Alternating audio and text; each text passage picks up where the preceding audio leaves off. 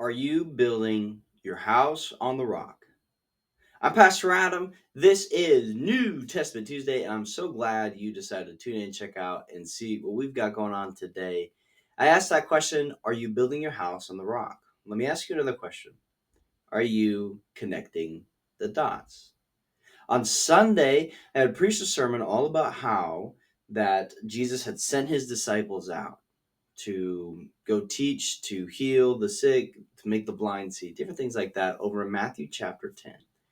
That comes after Jesus has talked about the harvest is plentiful, but the workers are few, which comes after the Sermon on the Mount.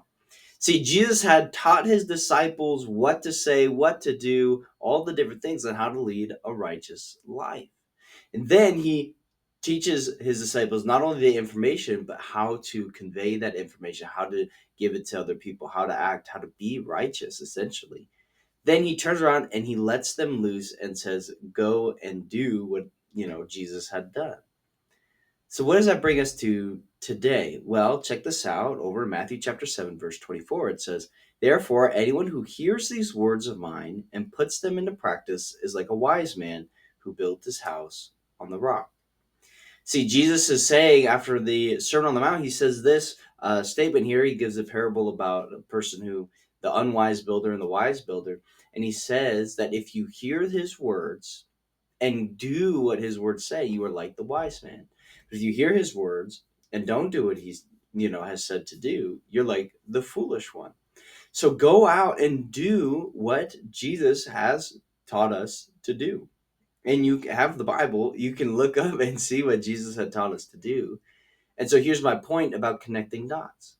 See, Jesus doesn't teach us these things just for us to know these things, but to go out and do these things. Here at Calvary Christian Center, or maybe at your church, or maybe your pastor, or whatever else, they don't get up and teach and preach from the Bible just to show off how smart they are, just so you can get some neat little information to hold on to, but it is for you to go out and do, to apply it to your life and go out and make disciples.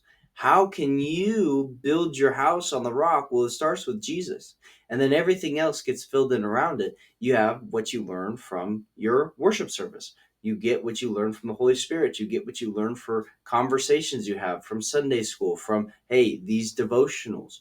The idea is not for you just to take that information and hold on to it, but it's so that you can go and do what Jesus has commanded us to do, which is to go out and make disciples and baptize them in the name of the Father, the Son, and the Spirit. And we cannot do that without what Jesus says here, listening to his teachings and going and doing. I'm Pastor Adam. This has been New Testament Tuesday, and I'll see you next time.